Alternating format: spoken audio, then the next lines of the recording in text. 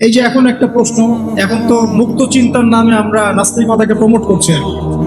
হ্যাঁ, বাক স্বাধীনতার নামে, যে কি আল্লাহকে কে সৃষ্টি করবে? আল্লাহ যদি সব সৃষ্টি করে থাকে, নাউজুবিল্লাহ, আল্লাহকে কে সৃষ্টি করবে?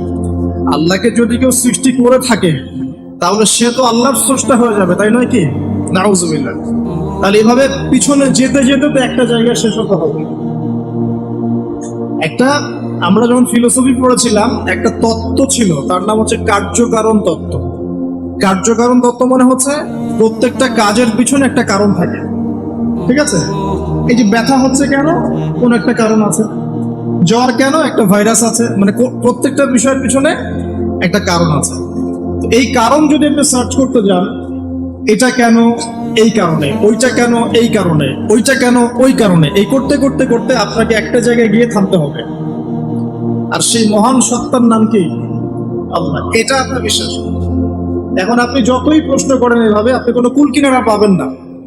এই জন্য নবী সাল্লাল্লাহু আলাইহি ওয়াসাল্লাম বলেছেন, যখনই তোমাদের মধ্যে এই চিন্তা আসবে যে আল্লাহ পাক সবকিছু সৃষ্টি করেছেন, তাকে আবার কে সৃষ্টি করলো, তখন আউযু বিল্লাহি মিনাশ শাইতানির রাজিম করে বাম দিকে 3 বার থুতু ফেলবে। তাহলে শয়তানের ওয়াসওয়াসা তোমার মধ্য থেকে কেটে যাবে, কারণ শয়তান এই চিন্তাটা তোমার মধ্যে দিয়েছে। যেই শয়তান এই চিন্তা আপনার মধ্যে দিয়েছে, ওই শয়তান কিন্তু নাস্তিক নয়। আমি কোরআন থেকে প্রমাণ করছি, শয়তান কিন্তু আস্তিক। যখন শয়তানকে বের করে দেয়া হচ্ছে জান্নাত থেকে, ওই যে সেজদা না করার কারণে, শয়তান বলেছে রব্বি আনজিরনি ইলা ইয়াউমি ইউবআসুন। শয়তান আল্লাহকে বলছে, রব্বি, হে আমার রব, আনজিরনি, আমাকে অবকাশ দিন, ইলা ইয়াউমি ইউবআসুন, সেই দিন পর্যন্ত যেদিন সবাইকে পুনরুত্থিত করা হবে। মানে এখানে শয়তান আল্লাহকে রব বলে ডাকছে, বুঝতে পারছেন না? শয়তান আল্লাহকে বলছেন রব্বি, হে আমার রব। শয়তান কি আস্তিক না নাস্তিক?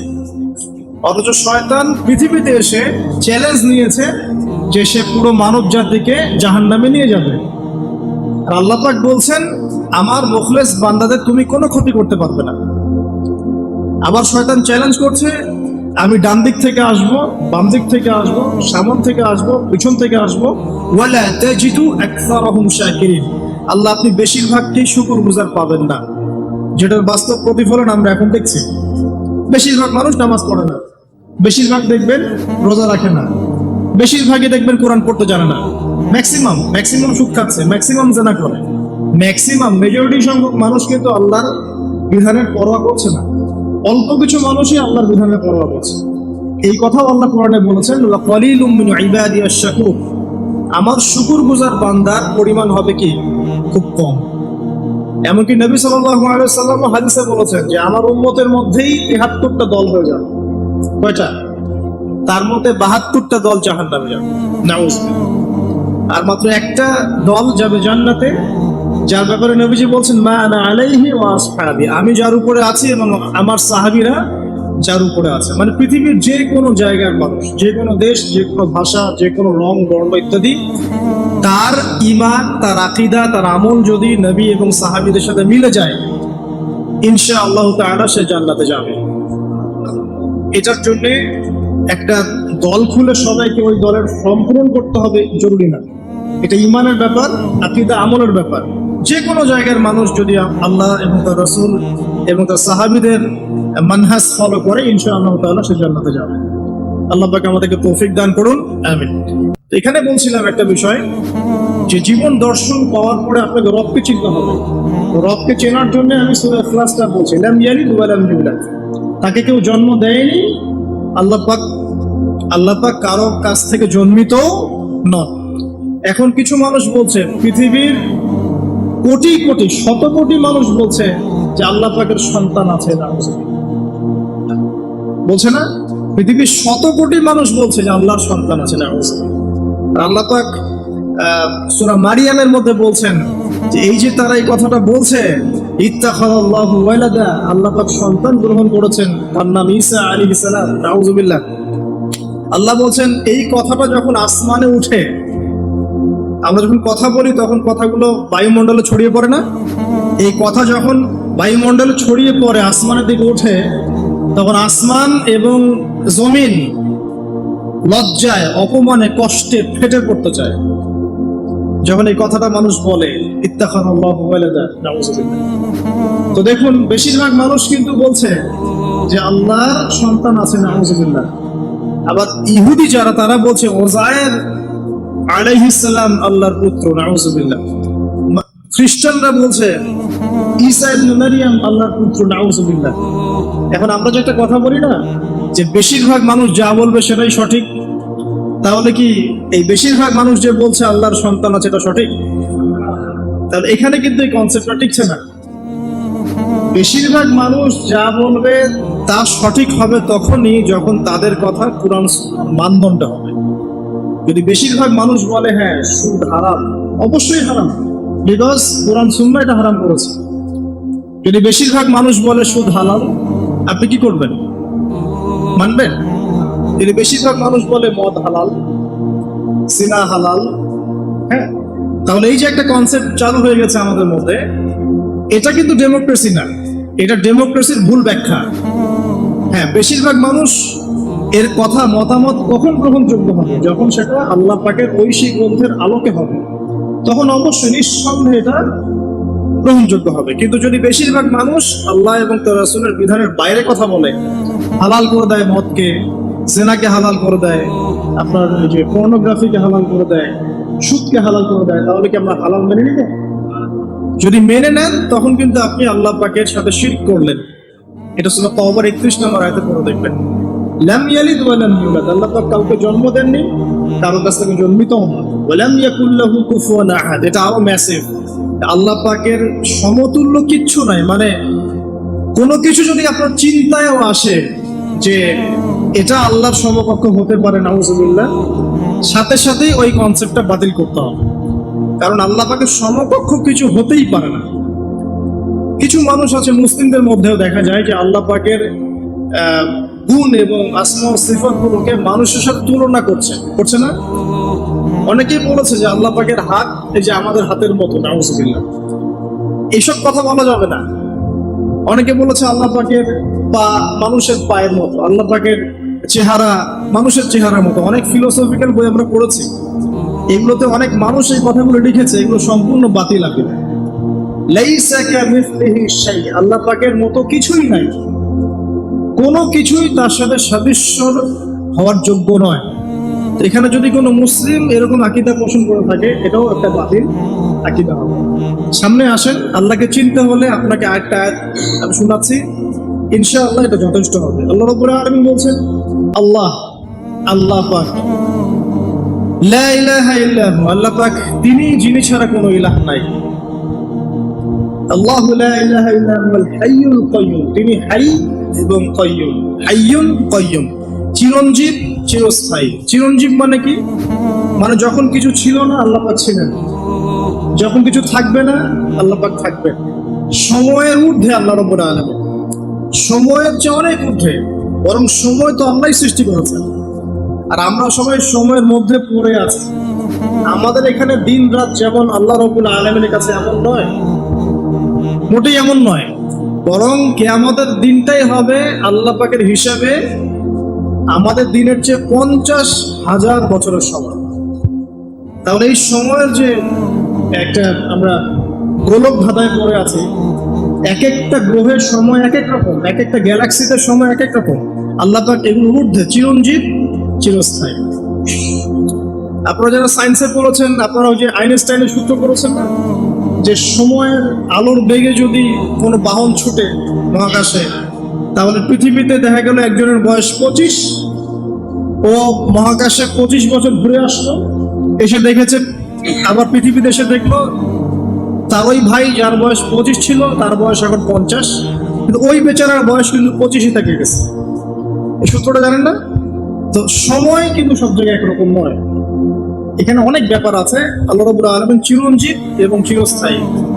আল্লাহু লা ইলাহা ইল্লা হুয়াল হাইয়ুল কাইয়্যুম লা তাখুযুহু সিনাতুন ওয়া লা নাওম, আল্লাহ পাক বলেন তাকে তন্দ্রাও স্পর্শ করে না, নিদ্রাও স্পর্শ করতে পারে না। তন্দ্রা কি? এই যে আমাদের ঝিমুনি আসে, এটা তন্দ্রা। আর নিদ্রা কি? আমরা যেটা ঘুমিয়ে যাই, এটা নিদ্রা। তো নিদ্রাকে বলা হয়েছে মৃত্যুর ভাই। এই কারণে জান্নাতে মানুষ যখন যাবে তাদের ঘুম হবে না, মানে জান্নাতে কোনো ঘুম নাই। কারণ ঘুম হচ্ছে মৃত্যুর ভাই। তো আল্লাহ পাককে ঘুমও স্পর্শ করতে পারে না এবং ঝিমুনি তন্দ্রাও স্পর্শ করতে পারে না। এমন একটু চিন্তা করে দেখেন, এই লক্ষ কোটি বছর ধরে যে মহাকাশ চলছে সৃষ্টির পর থেকে, আল্লাহ রাব্বুল আলামিন একটা মুহূর্ত সময় কি রেস্ট নিয়েছেন? একটা জাররা পরিমাণ সময় কি তিনি রেস্ট নিয়েছেন? তাহলে সেই মহান সত্তা যিনি এক জাররা পরিমাণ সময়ও তার ক্লান্তি বোধ হয় না, তার কোনো ঘুম আসে না, তার কোনো তন্দ্রা স্পর্শ করে না, তা আমরা সেই আল্লাহর বান্দা হয়ে কি আল্লাহর বিধান বা তার আনুগত্যের বাইরে যাওয়া ঠিক হবে? এটা সহজ। আল্লাহকে চিনতে শিখুন। আল্লাহ পাক কে? আল্লাহ রাব্বুল আলামিন তো এমন একজন সত্তা যে আপনি সারাটা জীবন আল্লাহর বিপক্ষে চলেছেন, আজকে 2 রাকাত নামাজ পড়ে যদি তওবা করে ফিরে আসেন, ইমিডিয়েটলি আল্লাহ পাক আপনাকে মাফ করতে পারেন। আবার আপনি সারা জীবন ভালো কাজ করেছেন, শেষে কি এমন একটা কথা বললেন, এমন একটা কাজ করলেন, হতে পারে সেই কাজের জন্য আল্লাহ না করুক আপনার জাহান্নামের ফয়সালা হয়ে যেতে পারে। নাউযুবিল্লাহ। তো আল্লাহকে চিনতে শিখুন। তিনি আর রাজ্জাক, আপনাকে রিজিক দেন, জন্ম দিয়েছেন, সৃষ্টি করেছেন, পরিণত করেছেন, আমাদেরকে আকৃতি দিয়েছেন, আমাদের জান, আমাদের মাল, আমাদের ইজ্জত সম্মান, পরিবার, প্রতিপত্তি সবকিছুর মালিককে? সবকিছুর মালিক আল্লাহ রাব্বুল আলামিন। এই কনসেপ্ট যার মনে ক্লিয়ার, ইনশাআল্লাহ তাআলা তার মনে লা ইলাহা ইল্লাল্লাহ ঠিক আছে। আর যার মনের মধ্যে লা ইলাহা ইল্লাল্লাহ ঠিক আছে, ইনশাআল্লাহ সে একদিন না একদিন জান্নাতে যাবে ইনশাআল্লাহ। আসুন সামনে যাই।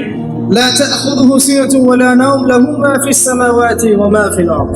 আসমান সমূহ, এখানে আসমান একটা আসমান বলা হয়নি, পুরো আসমান সমূহ এবং এই জমিনে যা কিছু আছে সবকিছু কার? আপনার। আসমান সমূহটা বোঝেন। একদিন বলেছিলাম একটা এক্সাম্পল, যে এই পুরো মহাবিশ্বে পৃথিবীর অবস্থানটা কতটুকু। একটা সমুদ্রের কিনারায় যখন আপনি হাঁটবেন, বা আপনাদের যে এখানে কি নদী আছে, বালাসী, আচ্ছা, ওই চরের মধ্যেই মনে করেন আপনি হাঁটছেন, ওই চরের মধ্যে একটা বালুর কণার কি পরিমাণ দাম আছে বা কি পরিমাণ অবস্থান আছে? খুব বড় অবস্থান? অবস্থানই না। এই পুরো মহাবিশ্বে পৃথিবীর অবস্থান তার চাইতেও কম। এই যে সৌরজগৎ দেখছেন, এই সৌরজগতের মধ্যে হাজারটা সৌরজগৎ মিলে একটা গ্যালাক্সি হয়, আর এই হাজার হাজার গ্যালাক্সি মিলে একটা আসমান হয়। এরকম করে 7 আসমান, তার উপরে কুরসি, তার উপরে মহাসাগর, তার উপরে আরশ, তার উপরে আল্লাহ রাব্বুল আলামিন। তাহলে চিন্তা করেন যে পৃথিবীতে আমরা কতটুকু অবস্থান নিয়ে আছি। এই সমস্ত কিছু কার সৃষ্টি? আল্লাহ রাব্বুল আলামিন। এখন সামনে আসেন, লাহু মা ফিস সামাওয়াতি ওয়া মা ফিল আরদ, মান যাল্লাযী ইয়াশফাউ ইনদাহু ইল্লা বিইذনিহি। যার এত ক্ষমতা, যে আল্লাহ পাকের এত ক্ষমতা, আল্লাহ পাক বলেন কে আছে যে তার অনুমতি ছাড়া আল্লাহর সামনে সুপারিশ করতে পারে? এখান থেকে আমাদের আকীদার পরিষ্কার হওয়া দরকার আছে না? আমরা তো অনেক সময় মনে করি যে পীর সাহেব ধরেছি বাস জান্নাতে চলে যাবো, নাকি?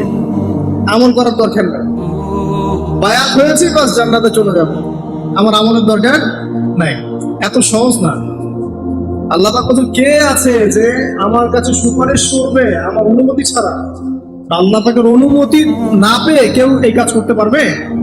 পারবে না। আমরা জানি না রাসূল সাল্লাল্লাহু আলাইহি ওয়াসাল্লাম উম্মতের জন্য সুপারিশ করবেন।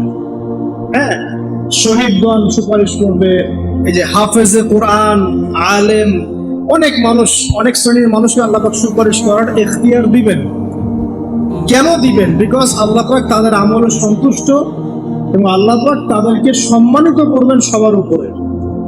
মনে করেন এখানে অনেক মানুষ আছে, এর মধ্যে একজনকে আপনি সবচেয়ে বেশি পছন্দ করেন, সে আপনাকে সন্তুষ্ট করেছে, তাকে সম্মানিত করতে চাচ্ছেন আপনি, এখন তাকে ডেকে নিয়ে আসলেন সবার সামনে, এনে আপনি যে ফুলের তোড়া উপহার দিলেন, মানে আপনি তাকে ভালোবাসেন, তাকে সম্মান করেন। এখন সে আপনাকে যদি কিছু বলে যে আমার অমুক ভাই আছে, সেও মাশাআল্লাহ এই পথে চেষ্টা করছে, আপনি তাকে একটু সুযোগ দেন, তখন আপনি কিন্তু ওকে সুযোগ দিবেন। এইটা সুপারিশ। মানে বিষয়টা হচ্ছে যে যখন আল্লাহ রাব্বুল আলামিন কিছু মানুষের উপর সন্তুষ্ট হবেন, তখন গিয়ে আল্লাহ রাব্বুল আলামিন তাদেরকে সুপারিশ করার ইখতিয়ার দিবেন। কিন্তু আল্লাহ পাকের অনুমতি ব্যতীত এই কাজটা কেউ করতে পারবে না। এটা আমাদের কনসেপ্ট ক্লিয়ার থাকা উচিত। মান যাল্লাযী ইয়াশফাউ ইনদাহু ইল্লা বিইذনিহি। ইয়ালামু মা বাইনা আইদিহিম ওয়া মা খালফাহুম। আল্লাহ পাক সেই সত্তা, আপনার রব সেই সত্তা যিনি সামনের এবং পিছনের খবর জানেন, মানে অতীত, বর্তমান, ভবিষ্যৎ সব জানেন। আদম আলাইহিস সালাম সৃষ্টি হওয়ার প্রথম দিন কি খেয়েছেন আল্লাহ পাক এখন জানেন।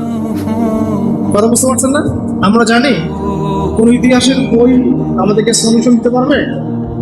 জান্নাত জাহান্নামের ফয়সালা হয়ে যাওয়ার পরে, এটা বোঝেন, জান্নাত জাহান্নামের ফয়সালা হয়ে যাওয়ার পর জান্নাতীরা 100 কোটি বছর পরে কি খাবে, কি করবে, কি করবে, আল্লাহ পাক এই মুহূর্তে সেটা জানেন। ঠিক একইভাবে জাহান্নামীরা জাহান্নামে যাওয়ার 100 কোটি বছর পর তাদের কি আযাব হবে, কি পানিশমেন্ট দেওয়া হবে, ওদের অবস্থা কি হবে, আল্লাহ পাক এখনই সেটা দেখতে পারেন।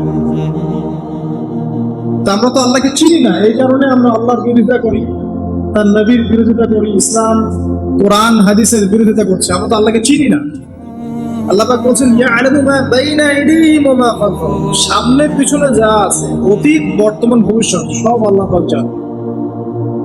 ইয়ালামু মা বাইনা আইদিহিম ওয়া মা খালফাহুম ওয়া লা ইউহিতুনা বিশাইইন মিন ইলমিহি ইল্লা বিমা শা। আল্লাহ পাকের যে মহা জ্ঞান, অসীম জ্ঞান, এই জ্ঞানটাকে কোনো কিছুই পরিব্যাপ্ত করতে পারে না। এই যে ইসলামের এগেইনস্টে যত প্রশ্ন করা হয়, আল্লাহকে কে সৃষ্টি করলো, ইসলামে ওই বিধান কেন, হ্যাঁ পর্দা কেন, কেন বহু বিবাহ, কেন এইটা, কেন সেইটা, এই যে যত প্রশ্ন এখন করা হয় মুক্ত চিন্তার নামে, এটার একমাত্র কারণ কি জানেন? একমাত্র কারণ জ্ঞানের স্বল্পতা। কারণ তাদের ক্ষুদ্র জ্ঞান আল্লাহ পাকের বিশাল জ্ঞানকে পেনিট্রেট করতে পারে না। এই কারণে ওদের কাছে মনে হয় এইটা কেন, ওইটা কেন, এইটা।